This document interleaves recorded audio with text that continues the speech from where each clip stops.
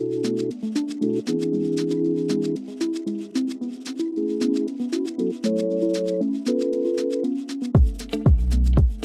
to the What's Your Grief podcast. I'm Eleanor Haley. And I'm Lisa Williams. We're the mental health professionals turned grief friends turned co-founders of the website What's Your Grief. In this podcast, we talk candidly about all things grief, from pop culture to grief theory.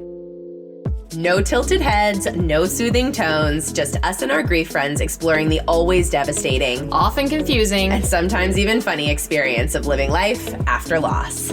Hey, welcome to the What's Your Grief podcast. This is Eleanor, and as always, I'm joined by Lisa.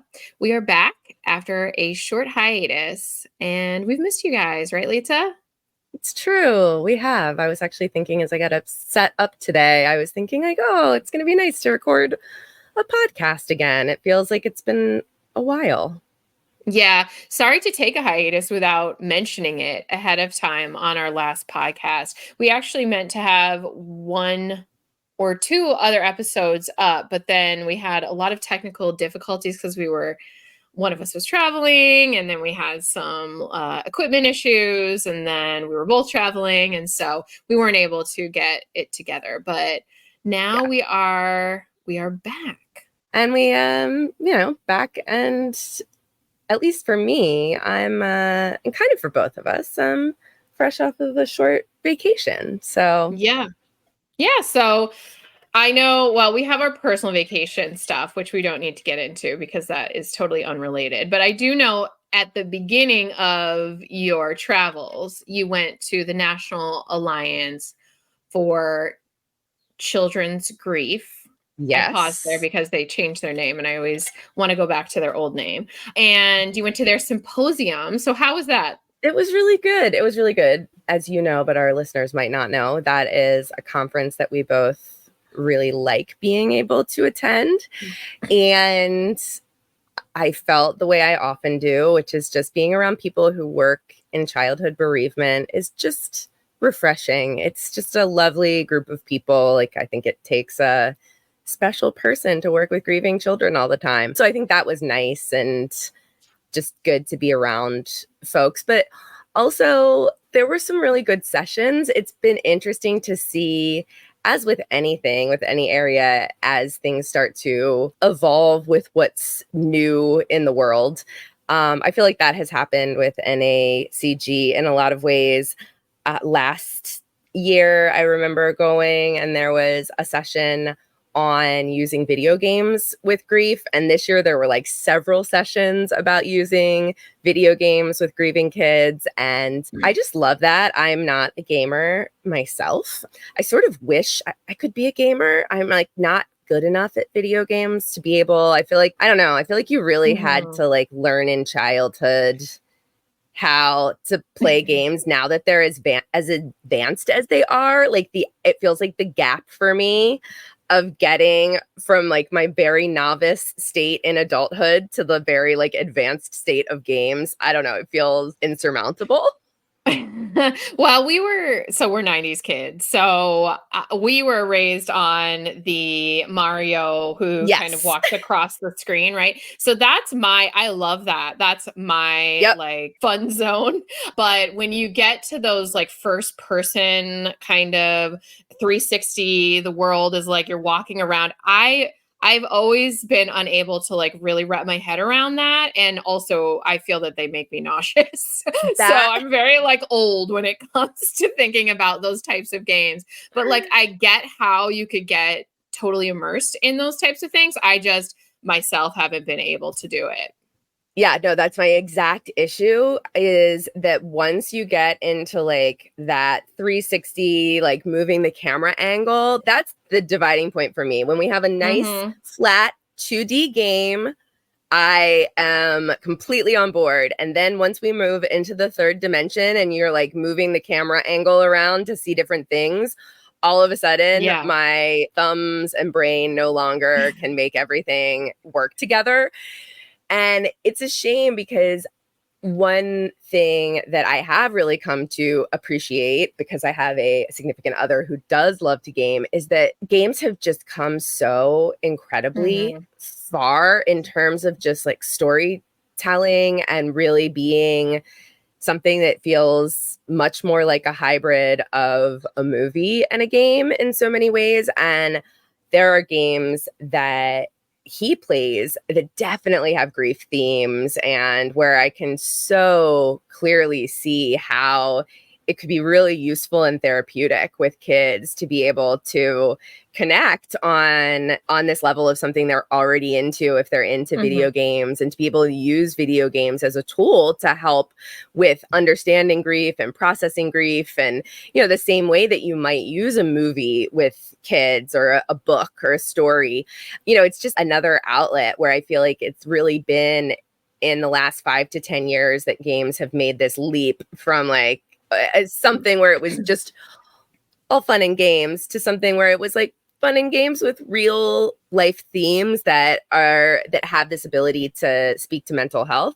So, I think it's been cool to see that evolving at the NACG conference. And they also did some regional stuff, which was cool, just to connect with other people who are kind of in our area. So it was good. I think one of the things I love the most about the group of people that come together at NACG, and I imagine in other areas when you gather like Child Life and people who work in professions with kids, is because you're working with younger populations, there's this permission to be like outside of the box, creative, really emphasizing play and creative outlets and things like that to explore and express, and to help others explore and express grief. And I really appreciate looking for these different pathways. And honestly, I feel like so much of it, like gaming is a perfect example, movies, things like that, any sort of creative art form, like it really translates in many ways to adults. Like play is very appropriate for kids who aren't going to be able to sit there and have like a therapy session with you, right? And they're not always all in their feelings. Their grief is more intermittent, where they really feel their emotions one minute and then the next minute they're off, doing the business of being a kid. And so play feels really appropriate for them. We don't always see it as being appropriate for grownups, but I honestly do feel like those outlets can be very appropriate. I'm not saying it's a perfect like translation, like you adapt and some things make more sense than others, but I just really appreciate, I guess, that approach and that way of looking at things. I completely agree. And I think even that conference itself really embodies that by having things at the conference that are where they're encouraging adults to do much more interactive and sort of like play and art related things, which I think is, not something you see at every conference.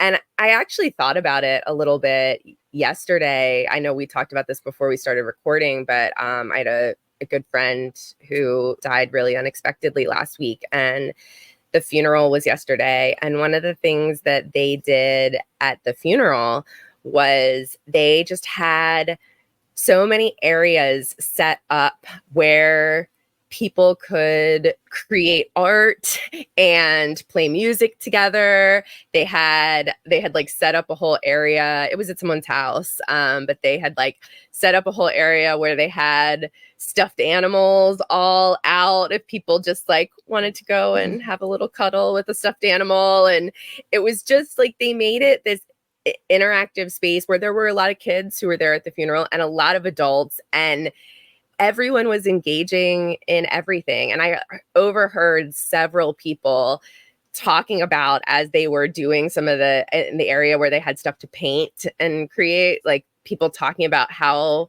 helpful and therapeutic it was to be able to just come and paint, and there weren't any rules to it. There was something that they did together to kind of make a creative art project that was a little more of a memorial. But I think there is just something about those creative outlets and getting your hands dirty and doing something active. Like we think about that when we're thinking about kids, but it's so helpful for adults too. And it was really cool to, I don't know, see it yesterday in the context of this funeral. I think that this actually relates to what we're going to talk about today in sort of a roundabout way.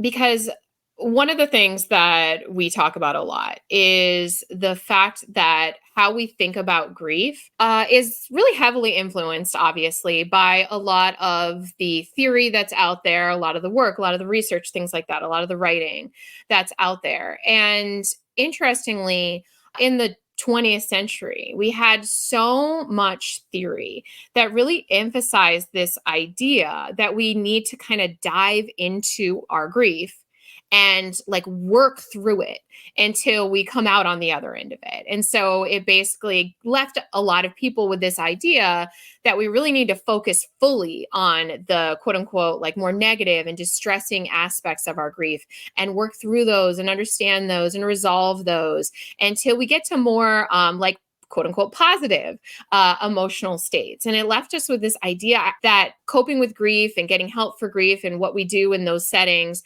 is very businesslike, very like we need to get down to it and like be very serious. It leaves no space for that outside of the box creative type of stuff. And it leaves us with this idea that we have like this job to do so we can get onto the other side of it. And the reason I think this ties to what we wanted to talk about today is because we got a comment.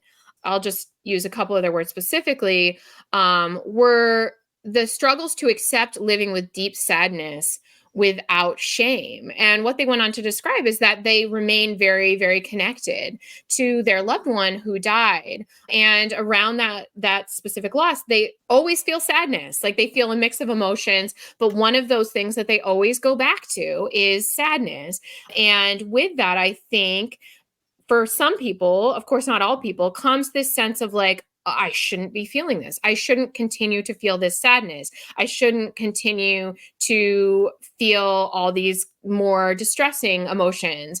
And unfortunately, I think a lot of people feel that way because we did kind of give people this impression that they had to work through their grief to get to a place of like, oh, peace and acceptance. I'm moving forward and I'm not going to feel those yucky things anymore. Yeah, I think people assumed that somehow when they heard Kubler-Ross and that idea of acceptance, that acceptance meant the absence of sadness or the absence of these other grief emotions, which of course is never what, I mean, to give Kubler-Ross credit, never what she intended. She did. I mean, she was obviously talking about terminal illness anyway. She wasn't even talking about grief after a death when she first described those 5 stages. But I think many people internalized that and thought they just heard the word acceptance and they thought, okay, acceptance in grief, that must mean I get to a place where suddenly I don't feel those other hard, sad feelings anymore, which is never what she intended, but also just is fundamentally, not how grief works. I think if there's one thing almost everyone who has ever been through a loss will acknowledge, it's that some level of sadness is always there forever about that loss. And that's a huge part of grief, is learning that it's actually accepting that all of those things are there. I totally agree. I think it was last week, sent out a newsletter where we sort of discussed this a little bit. And there have been other theories that also make this allowance, is that acceptance isn't something that we should look at coming at the end of grief when we reach this like magical place of peace and harmony, right? Acceptance actually is most appropriate to look at as being something we place at the beginning, right after our loss. And what we're accepting is the fact that grief is a part of our life. So what we're accepting is that we need to let in these experiences rather than resist, rather than fight against them, rather than try to avoid or shut them out. Because the best way to learn to live with things and to cope with things, and frankly, to hopefully make them easier to live alongside, is to face them, right? And to find ways to cope with them. And so really acceptance belongs at the beginning, and it's really accepting that you will experience all these things. And many people will say that these experiences, though they don't always feel as intense as they do in acute grief, they continue to show up throughout your life because you continue to remain connected and you continue to love a person who died, or to have some sort of relationship and memories and connections to a person who died. And with that often comes complicated, difficult emotions. And this is just kind of a part of living with loss. But we didn't always set people up to think about it that way. I think we've somehow made it seem like grief belongs in this bubble where you need to like get rid of all those negative feelings to have done it healthily, which is kind of strange when you think about it, because sadness was already a part of your life, just about different things, right? Like we experience sadness from the day we're aware of our existence. Yeah. You know, it's not always about big things, but it's not something that we don't experience as humans, like anyways. No, it makes total sense. I think that part of the issue is that we have been led to believe that the life we should be aspiring to is a life with as many positive emotions as possible and as few negative emotions. And so, even when sadness is there, and I think this is getting better with parenting changes and things like that, and the way we think about emotions. But even from childhood, right? There's this feeling of like, oh, when you're sad, when you're angry, we need to get to the other side. We need to help you to stop crying and to stop being angry and to stop having the negative feelings. So, they're always there, but we're always taught to maybe feel like we should be trying to get over them or move through them as quickly as possible.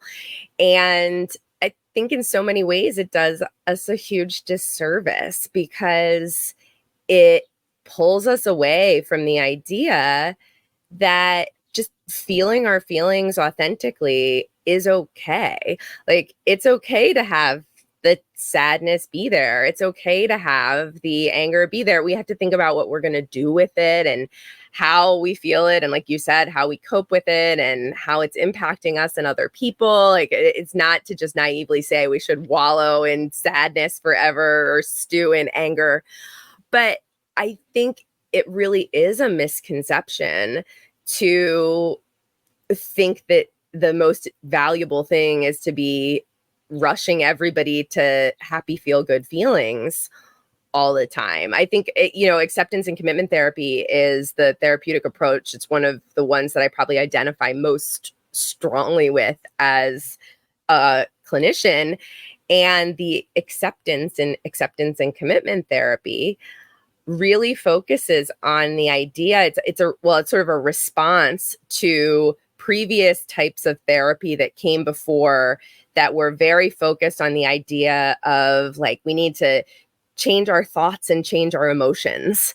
And acceptance and commitment therapy said, maybe what we need to do is accept our emotions. We need to accept that these things are coming up, and we need to figure out what it means to live with them rather than constantly feeling like we're in battle with them. Yeah, I think we need to get comfortable with them so that then we can accept their presence and move forward. You know what I mean? Like, I think when we aren't comfortable with them, we become very, in a way, preoccupied with them a lot of the time.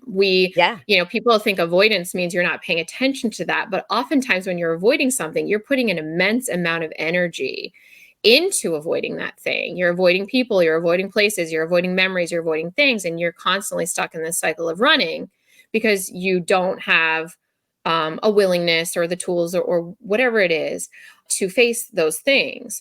And so we end up putting a lot of energy into focusing on that thing and focusing on that negative space, whatever occupies it. And so we don't always have the same ability to say yes, and I'm also able to pay attention to this other end of the spectrum, or things that maybe feel good to me or bring me peace or allow me to feel a warm connection with my loved one, or that I'm grateful for. So we don't always make as much space when we're stuck in this job of trying to resist. Yes. And I think that word shame that she used in the comment, I think that that is also connected to, what you're describing, because oftentimes when we're conceptualizing this as like, I should be getting rid of these other feelings, and the avoidance, the energy we put into trying to do that, when we fail, which, let's be real, we ultimately always do, because like the sadness does always creep in, even in happy moments, and so many things like that after loss. Then often our response to ourselves is, oh, why am I being like sad on a happy day? Or why am I not able to cope as well as other people? Why am I still feeling these feelings? Rather than being able to say, oh, of course, this is how I feel. This is what it means to be a human being. Like, we feel all of these things at once, in life after loss. If we don't get to that place, it does sometimes turn into shame or more negative self-talk, or beating ourselves up, or thinking we're somehow failing at the project of grief because we're still feeling certain feelings. Yeah. And when we experience shame, we aren't always as willing to open ourselves up to maybe talking to other people or getting that help or seeking resources, because we feel like this is something that shouldn't exist. And that cuts us off from actually having experiences where people sort of tell you like, oh, wait, no, me too. I also had that experience, or I also experience this regularly, or you're not the only one. You're not alone. This is normal, right? You don't have that opportunity to have things really normalized for you. And so you continue to live in this isolated, alone space, thinking something's wrong, when in reality, this is an experience that makes total sense, and that many, many people are having. And so, it can be a lot easier said than done. A lot of times when we go to that space of feeling shame, it's because we've had a lot of experiences previously that lead us to believe a certain way, right? We were raised a certain way, maybe with parents who did tell us to shove all our unpleasant emotions aside. Maybe that was modeled for us. Maybe what was modeled for us is always, keeping a stiff upper lip and putting a smile on your face. And so we grow up with all these beliefs about how we should be. And so it can be really tough to kind of go against that grain, because that's how we're raised. Or maybe it's the world we're living in currently. Maybe we're surrounded by people who are not supportive, who are like, hey, why don't you go out and date? I know you're still grieving for your spouse, your significant other, but why don't you go back to normal? Like, we have people feeling all sorts of kind of pressure to be a certain way. And so they may feel like, oh, well, what I'm experiencing is wrong because everybody else thinks I should be a different way. So I know it's tough. Well, and I think one of the things that is tough because of those outside pressures is just, how do we really stay connected and ground to our own experience of this, and be able to remind ourselves that feeling all of the feelings, like, that is what it means to be authentically human. And it isn't forcing ourselves to try to feel things differently. And at least for me, I can only speak for myself, but I think one of the things that has always helped me is sometimes really appreciating and marveling at and feeling gratitude for the ability to feel so many different things at once and in life. Like, there are so many moments where I feel such deep and enormous sadness that then within the same 24-hour period maybe feel incredible joy and appreciation or engagement in the world in other ways. Like, I don't know, I think that for me there's something incredible about the fact that as humans we have this capacity to feel so much at the same time, or in close proximity, and that feeling that sadness doesn't mean that I'm not also able to engage in the world in amazing ways. Yeah, I think we recently talked about this on a podcast, but along with what you're saying, just taking the time to notice both of those things. Because I think we talked about this, I think, when we talked about how we can get very focused on the negative emotions. And with positive emotions, we don't always pay as close attention to them because they feel kind of okay or good, or they don't signal that something's wrong, right? So we can get very focused on the negative, and we don't always take the time to stop and focus on the positive. And what I like about how you said that is that you're taking the time to kind of notice and maybe feel gratitude for it or to marvel at it. But a lot of times we don't do that. And so I do think taking the time to just notice it, have a moment. Like I've had a lot of moments with my kids when I always have a checklist of what needs to come next. What are we doing next? What do I need to accomplish next? Or maybe it's like around bedtime and the kids are laughing and having fun. And I'm like, oh, but I need to get them to bed. So I'm thinking in my head, I want to push them towards bed. But then at the same time, I have to stop myself and say, no, like this is an enjoyable moment. Like this is a moment. Stop and like let it happen, exist with it, notice it. And I think that does take practice, especially if you're like grieving. I mean, there's so much pulling on you. There's so many things like vying for your attention. Your brain is exhausted. Like it can be really, really hard when you're grieving. But if you can manage to do it once in a while, I do think that it can be a helpful practice to kind of to get into. I think something else for me personally is just changing up the goalposts a little bit, because like it or not, we do always have this idea. I guess maybe not everybody, but I know I personally like have this idea of where I'm trying to get to as a human, like self-actualization wise or emotional wise. And it's like, if only this, and this could be different, then I'd be like happy, quote unquote.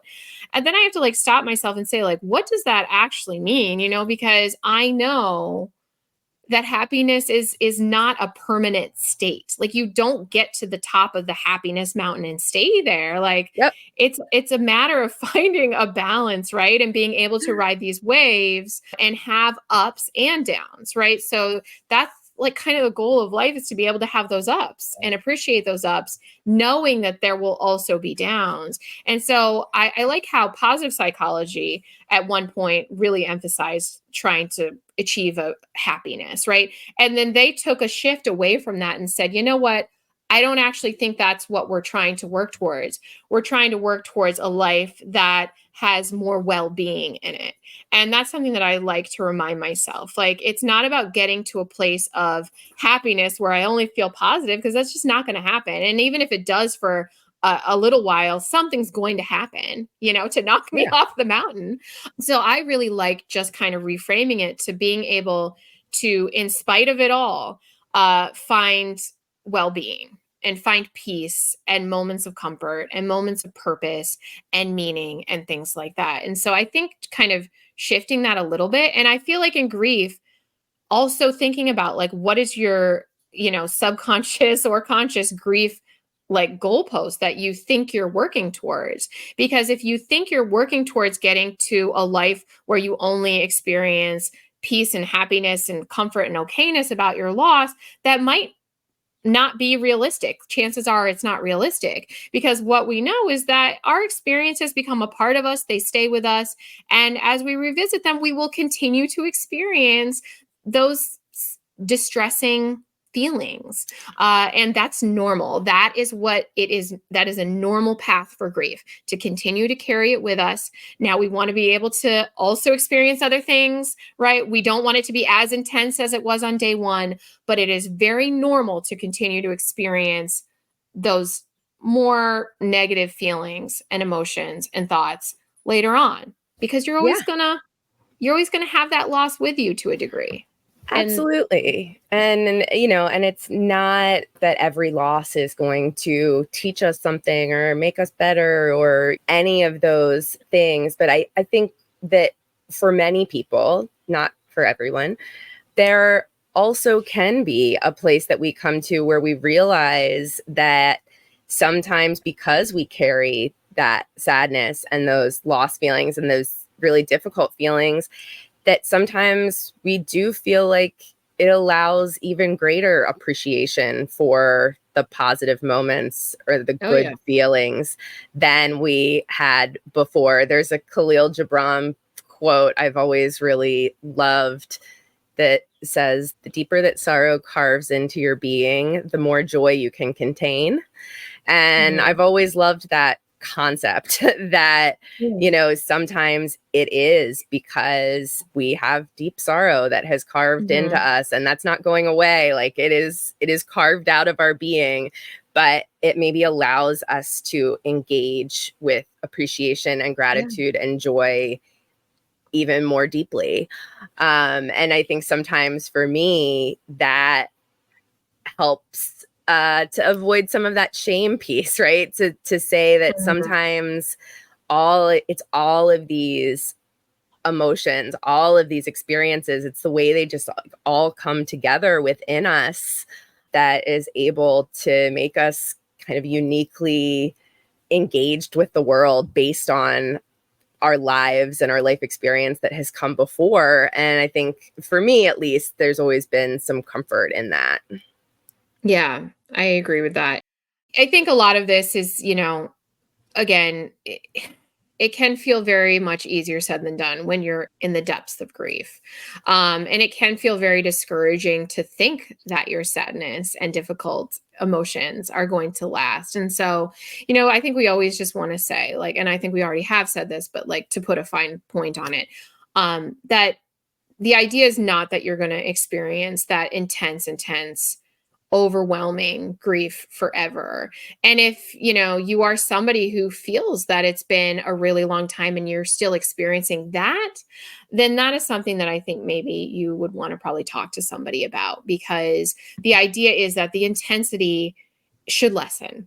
It should become a little bit easier to find ways to cope with these things. And that being able to cope with these things is what then does allow the space for more kind of positive, warm, comforting things. And so if you're somebody who's like, I relate to having the tough stuff last, but it's really, really intense and it's not allowing me space for anything else, then there's absolutely nothing wrong with talking to a grief therapist or a counselor or just a general therapist, just to have a little bit of extra support, somebody who can maybe be a sounding board, somebody who can help you find coping tools, resources, things like that. Yeah, absolutely. And, you know, if you are having trouble finding support or navigating that, you can always email us at what'syourgrief@gmail. And we can sometimes help to point you in the right direction. And also, you can always join our Griever Hub, where we have all sorts of resources and meetups and webinars and different things to help provide support. So always in the show notes is a link for how you can join that. And that's all for today. We will talk to you guys all next week.